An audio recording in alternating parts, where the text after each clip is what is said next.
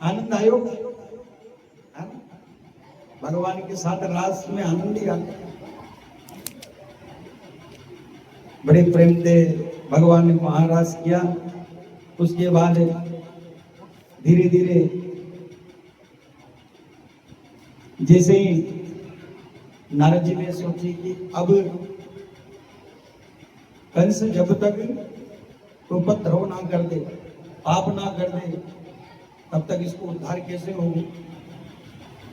तो नारद जी पहुंच गए कंस के पास और कहने लगे, अरे कंस तुम कितने दयालु, अरे तुम्हें यही पता नहीं है कि तुम्हें जो मारने वाला है वो अभी जिंदा है और वो अभी वृंदावन में, वो वृंदावन में। नारद जी ने कहा, अब कहते हैं अक्रूर जी को बुलाया, अक्रूर जी से को आदेश दे दिया कि जाओ और दोनों बालकों को लेके आओ। नारद जी ने कह दी कि कैसे भी करके तुम दोनों को बुला लो।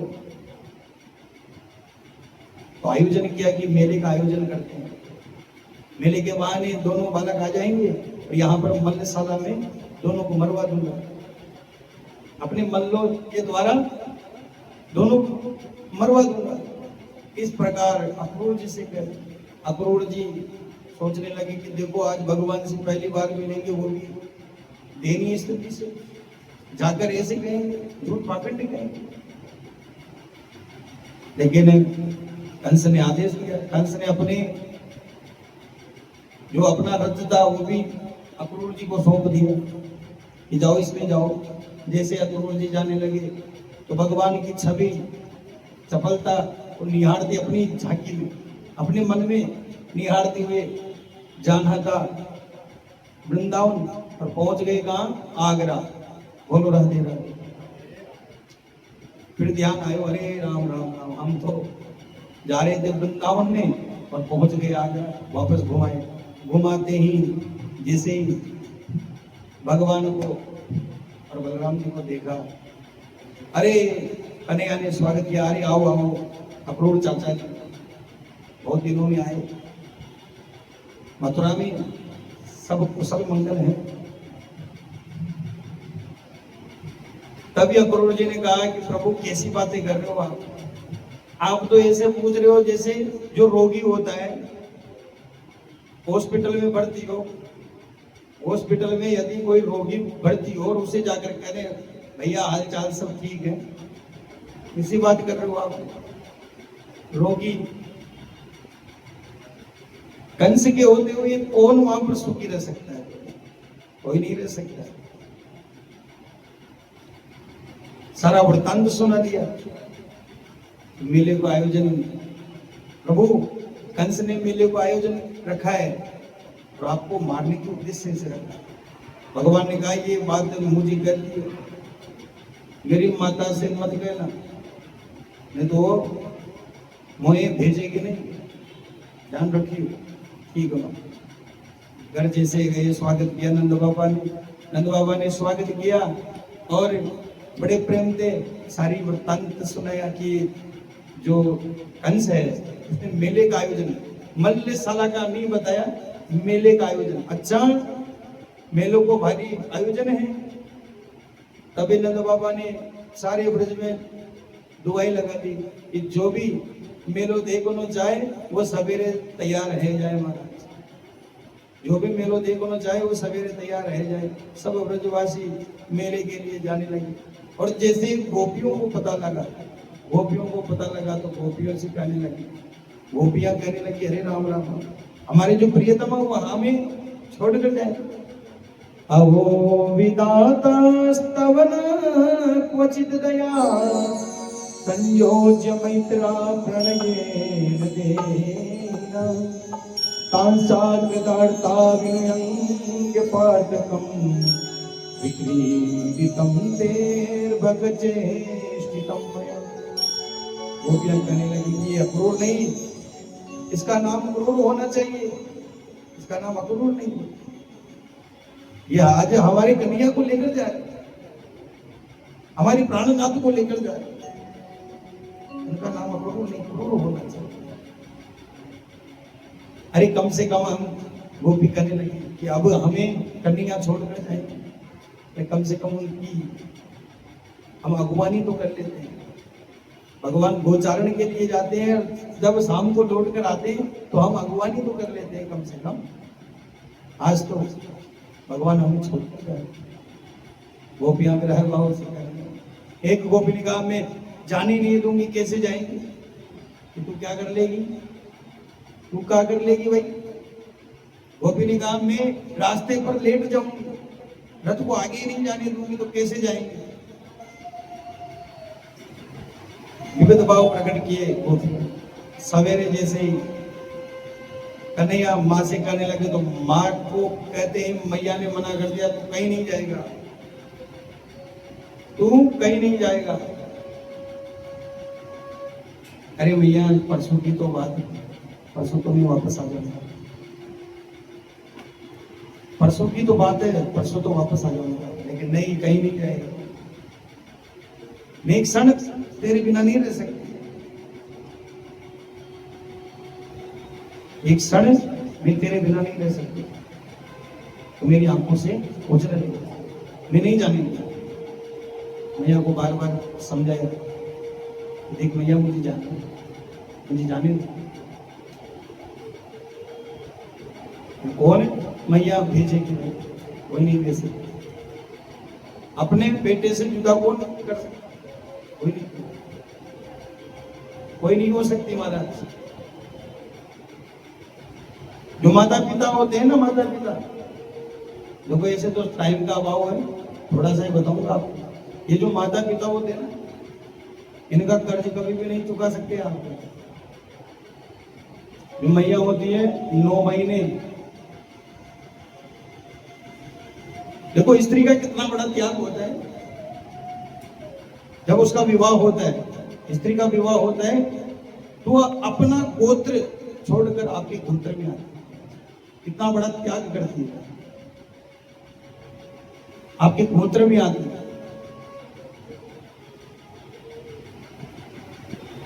आपके संसार में जिनको किसी को जानती तक नहीं है, किसी को जानती तक नहीं है, सबको छोड़कर, परिवार को छोड़कर, यहां तक कि अपनी गोत्र को छोड़कर आपकी गोत्र में आती है। और जो संतान होती है, संतान कभी भी माँ का कर्ज नहीं चुका सकते महाराज। क्योंकि जो माँ होती है ना, 9 महीने कष्ट भोगती है महाराज। सबसे बड़ा जो कष्ट होता है वो 9 महीने। अरे स्वयं अगर स्वयं गीले में सो जाएगी, लेकिन अपने पुत्र को सूखे में सुलाएगी स्वयं। माता पिता है महान, जैसे ये भगवान निरादर।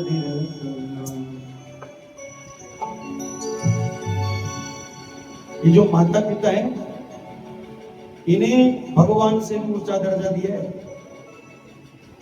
हम बताएं क्या करते हैं? माता पिता की जो सेवा करते हैं ना, सेवा वो कब तक करते हैं? जब तक तिजोरी की चाबी हाथ में। माल आ रहा है तो माता पिता की सेवा है, और यदि माल नहीं आ रहा है तो फिर माता पिता की या तो कटिया वृद्धाश्रम में या फिर अनाथ आश्रम, वहीं पर ही रहो महाराज, आनंद से वहीं पर ही रहो। माता पिता का चलावा कब तक है? जब तक तिजोरी की चाबी हाथ में है। और जैसे ही तिजोरी की चाबी हाथ में आई, बुला देते, खुद भूखे रह कर और खुद प्यास रह कर रे पाला है तुझे। जो माता पिता होते हैं ना, खुद भूखे रहते हैं, लेकिन अपने पुत्र को, अपनी पुत्री को, अपनी संतान को सोचते हैं कि सबसे बड़ा जितना हो सके उतना अच्छा पढ़ाए, ऐसी जगह भेजते हैं। पुत्र अगर कह दे कि पिताजी मुझे इस जगह ट्यूशन जाना है, तो चाहे कुछ भी हो जाए, चाहे आमदनी उसकी कम हो, लेकिन फिर भी उस पुत्र की बात को टालते नहीं। खुद भूखे रहकर, खुद प्यासे रहकर पाला है तुझे, गोदी में बिठा करी और लोरी गा गा कर सुलाया है तुझे, हंसाया है तुझे और बहलाया है तुझे। कितना कितना कष्ट भोगते हैं, और फिर जब उनकी बारी आती है, तो चश्मे की डंडी हमसे लगी नहीं जाती। बुढ़ापे में चश्मे की डंडी नहीं लगती हमसे।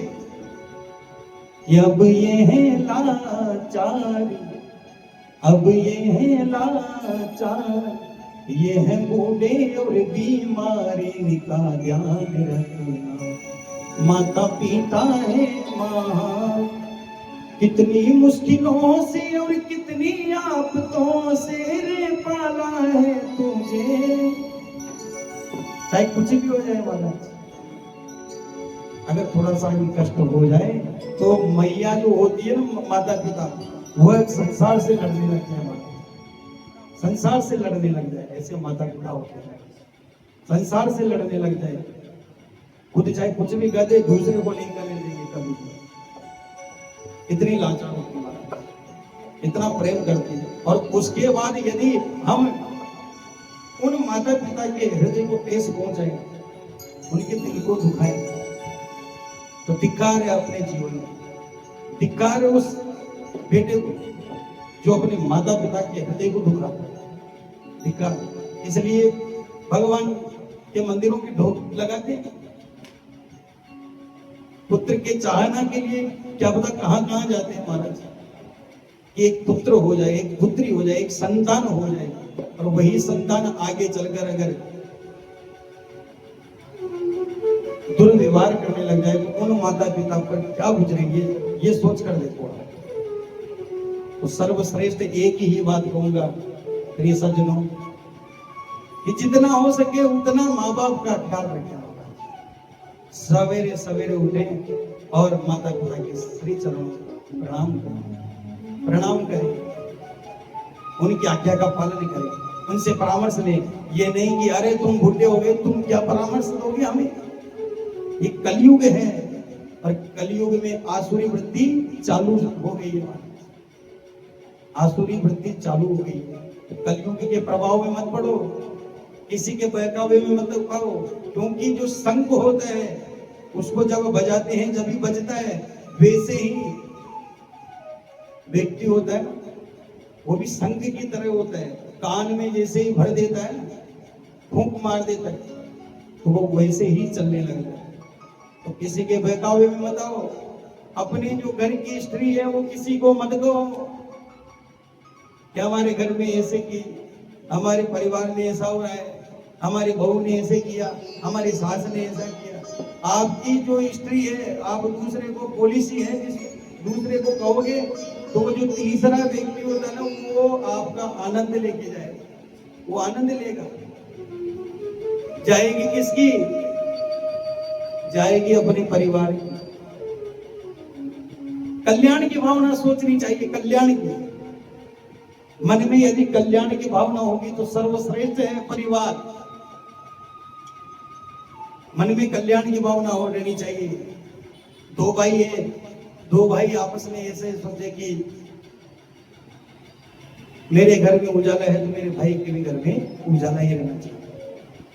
पड़ोसी आज पड़ोसी को देखकर जल रहा है, बस एक ही बात कर रहे हैं क्या, अरे न जाने कौन अपने होते हैं कौन पराये होते, पता ही नहीं चलता है कौन अपने लिए प्रे कर रहा है और कौन हमारे साथ प्ले कर रहा है, पता ही नहीं रहता है हमारा। जितना हो सके उतना परिवार को एकजुट रखकर रहिए और कल्याण की भावना सोचिए महाराज। भगवान की अनन्य कृपा हो, ठाकुर जी की अनन्य कृपा हो।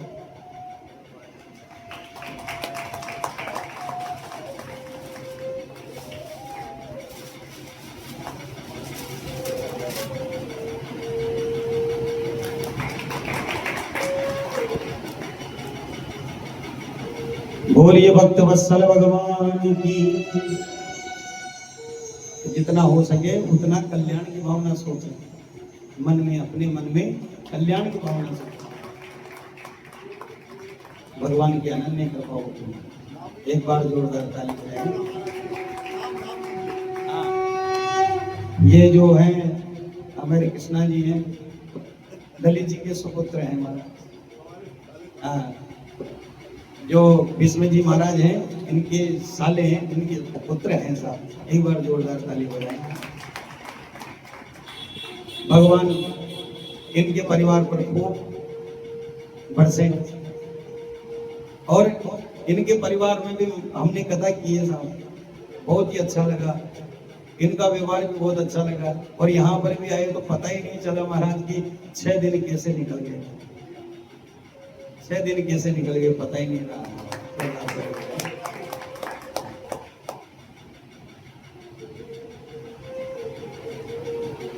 तो मन में कल्याण की भावना रहनी चाहिए। बोलिए भक्त वत्सल भगवान की।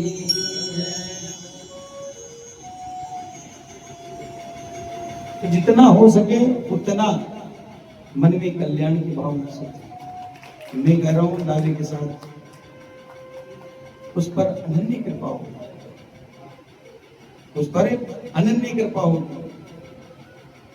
तो आज भगवान जा रहे हैं और मैया बार बार कह रही है, इन बार बार समझाने पर समझने के बाद जैसे ही जाने लगे तो सभी ब्रजवासियों को समझाया भगवान ने, समझाकर।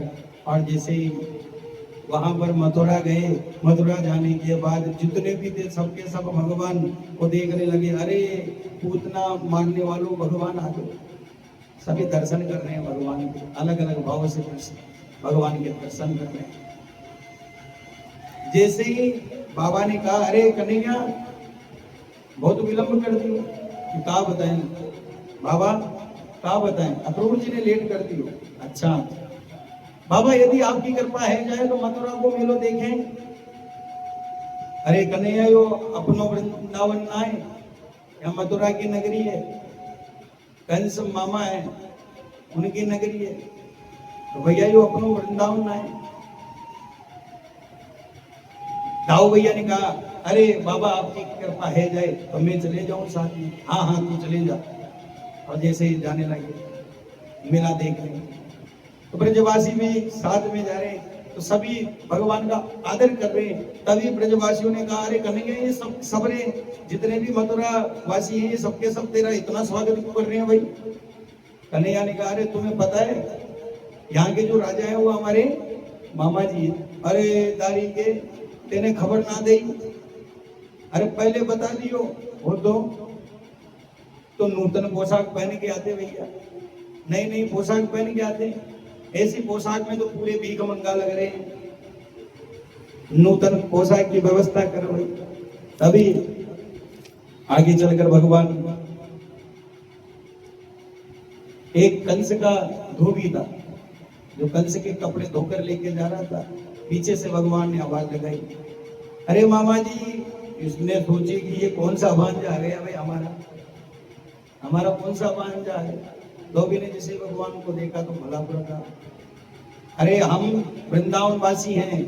अच्छा अच्छा तू ग्वाला है कि हाँ, अरे बेटा तू देख तेरी क्या खबर लेंगे हमारे महाराज। अच्छा, तो कन्हैया ने कहा, एक विनती थी, क्या ये जो कपड़े हैं ये आज हमें पहना दीजिए, हमारे ब्रजवासियों को पहना दीजिए। तो भगवान को उल्टा सीधा करने लगा कि तुम गवार कहेंगे ये कपड़े पहनोगे, ये कंस के राजसी वस्त्र हैं उनको तुम पहनोगे, भला बुरा कहा। तो भगवान ने एक ऐसी थप्पड़ वाली, रजकस्य कराग्रहेण सिर का याद पादया, एक ऐसी थप्पड़ मारी, एक ऐसी थप्पड़ मारी कि जो सिर था वो धड़ से अलग हो गया धोबी का। और अन्य जो धोबी थे सबके सब वस्त्र इत्यादि पटक के पलायन हो गए, भाग गए वहां से। भगवान ने कहा, ब्रजवासियों जो कपड़ों अच्छो लगे वही पहन लो। सभी ब्रजवासियों ने कपड़े पहने। अब नन्हे नन्हे ब्रजवासी कंस महाराज 7 फीट के, अब जैसे कपड़े पहने कपड़े पहनते ही जैसे ही चलने लगे तो सड़क जो है वो साफ बहती जा रही थी महाराज, सड़क साफ बहती जा रही थी। ब्रजवासियों ने कहा कन्हैया आनंद ना आयो भैया, आनंद नहीं आया। क्यों, क्या हुआ? इसमें तो पूरा भीख मंगा लग रहे हैं भैया, पीछे देख ये सड़क साफ बहती जा रही है। कन्हैया ने कहा चलो ऐसा करो थोड़ा सा ऊपर कर लो, कपड़ों को ऊपर कर लो थोड़ा। तो ब्रजवासियों ने जैसे ऊपर किया तो ब्रजवासियों ने कहा अरे कन्हैया अब तो पूरे भीख मंगा लग रहे हैं। क्यों? क्योंकि ऐसे लग रहे हैं जैसे हैंगर के टांग दियो। बोलो राधे राधे। ऐसे लग रहे हैं जैसे हैंगर के टांग दियो हमारे। जितने में आगे देखा दर्जी ने जैसे भगवान को प्रणाम किया, प्रणाम करने के बाद भगवान से निवेदन किया कि प्रभु अगर आपकी आज्ञा है जाए तो ये कपड़े जो हैं इनको ठीक कर, तेरा राम जी बोला करे भैया कर दे। तो दर्जी ने कपड़े अच्छे किए, भगवान ने भक्ति का वरदान दे दिया और कहने लगे कि आज के बाद तुम फलोगे फूलोगे तो आज देख लो। दर्जी फल रहे हैं और फूल रहे हैं महाराज। जितने को कपड़ा उतनी उससे दुगनी सिलाई। बोलो राधे राधे। कपड़ा लेकर जैसे सिलाने जाते हैं तो जितने को कपड़ों नहीं आए उतनी तो दर्जी की सिलाई है। फलोगे फूलोगे आशीर्वाद देता। ब्रजवासियों ने कहा कन्हैया कपड़े को इंतजाम है वो, लेकिन ब्रजवासी माला बिना अधूरे रहते हैं भैया, माला का इंतजाम है जाए। तो सुदामा नाम का माली था, जैसे मालिक को देखा भगवान की छवि को देखकर सुदामा नाम का माली जितनी भी माला थी सभी ब्रजवासी को पहना। भगवान ने भक्ति का वरदान दिया। कन्हैया माला का इंतजाम भी है भैया। अब तुझे पता है ब्रजवासी जब तक चंदन ललाटन पर, ललाट और गालन तक चंदन ना पोते भैया तब तक ब्रजवासी अधूरे हैं, तब तक ब्रजवासी अधूरे हैं। तो भगवान की दृष्टि गई कुब्जा पर, तो 3 जगह से टेढ़ी थी। दास्यम हम सुंदर कंस सम्मदा विवक्र पद्भावितंबोज पतेर प्रिय बिना युवा को अरे सुंदरी, भगवान ने कहा अरे सुंदरी। पीछे मुड़कर देखा कि सब मुझे कुबड़ी कुबड़ी करते हैं, कुब्जा बोलते हैं। ये कौन है भाई, मुझे सुंदरी बोल रहा है। उसने भगवान से कही कि तुम भैया सुंदरी कैसे बोले, व्यंग्य कैसे कर रहे हो, व्यंग्य कैसे। भगवान ने परिचय कि मैं कंस की दासी हूं, मैं रोज कंस के लिए चंदन ले जाया करता हूं।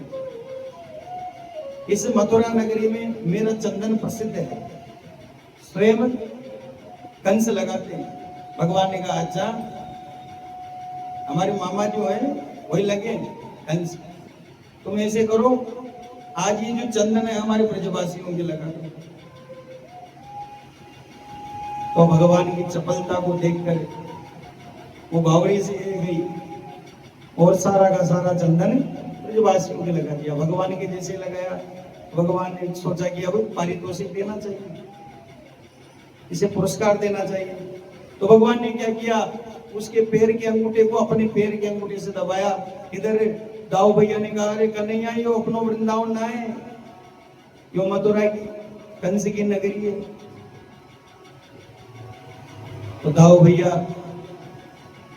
मुंह को फेर ली। भगवान ने एक टोटी पर एक ऐसा झटका मारा, एक ऐसा झटका मारा कि जो तीनों कूब थे वो तीनों के तीनों गायब हो गए महाराज, और परम सुंदरी बनकर तैयार हो गई। ओहो अब तो नाचने लगी, भगवान से कहने लगी प्रभु हमारे घर चलिए। भगवान ने कहा जिस उद्देश्य से आए वो उद्देश्य हो जाए, फिर निश्चित रूप से आपके वहां पर घर पे आए। इस प्रकार सब पर भगवान ने कृपा की। जहां पर धनुष रखा हुआ था परशुराम जी के द्वारा दिया गया था, वहां पहुंच गए। और जैसे ही सभी ब्रजवासियों ने कहा अरे कन्हैया इसे उठा ले, जितने से नीचे सब हंसने लगे। देखो उठाने की बात कर रहे हैं, उठाने की बात कर रहे हैं। अरे काक उठाएंगे, ये किसी से नहीं उठता, तो तुम ग्वाल किसे उठाओ।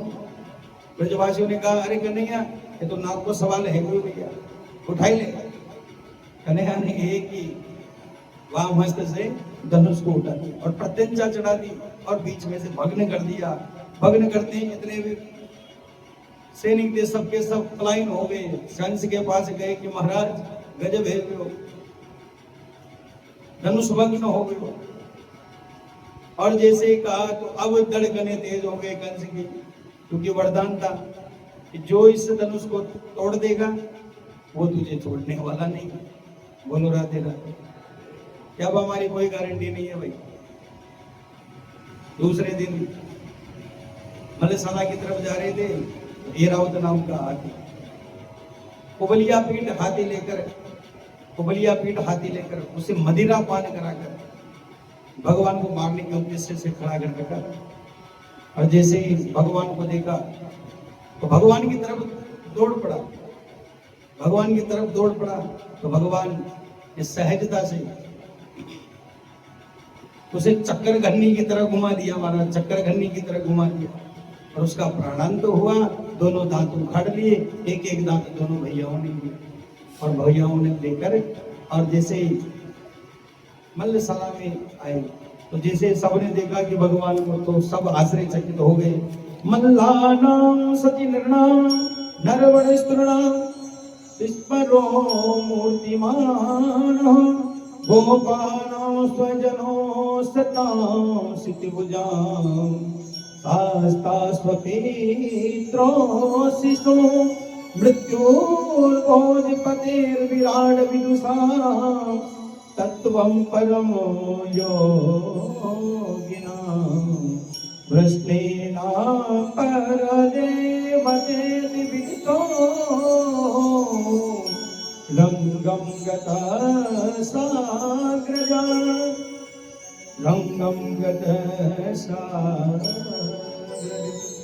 मल्लानां मल्लयुद्ध में पहुंच गए।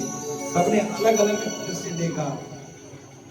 वहां के जो नर नारी थे सब भगवान से कहने लगे कि आज हमारे परमात्मा है, कोई ब्रह्म समझ रहा है, कोई परमात्मा समझ रहा है। तो कंस था, वो सोच रहे हमारा काल आ गया। मल्ल युद्ध होने प्रारंभ हुआ। चाणो नाम का दैत्य जो मल्ल में प्रवीण था, उसने कहा भैया हमारे साथ दो हाथ हो जाए, हमारे साथ दो हाथ है जाए। तभी कन्हैया ने कहा अरे ये जो इज्जत है बेच खाई कहते हैं। अरे तुझ में मुझ में कितनो भेद है। मैं 100 छोरा और तो 7 फीट को पहलवान हमसे लड़े हो 7 फीट को पहलवान है। ये हमारे बीच गोपाल जी महाराज आए हैं, इनका स्वागत कर रहे हैं। इसमें जी महाराज जोरदार ताली हो जाए।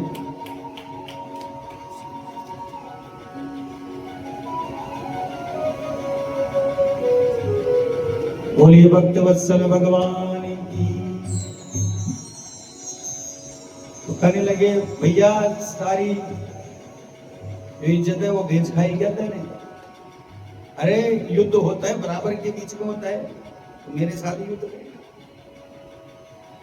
चाणों ने कहा अरे अभी अभी हमने सुना है कुबलिया पीठ हाथी था वो, उसमें कितनों बल तो ये पता है 1000 आदमियों का बल था। उसे मार दिया, पूतना को मार दिया। और तू कह रहे हो है कि मैं 100 छोड़ा हूं। 100 छोड़ा न बालो न किशोरस्त्वं बलस्य बलिनां लीलये भोरते येना सुवद्भक्ति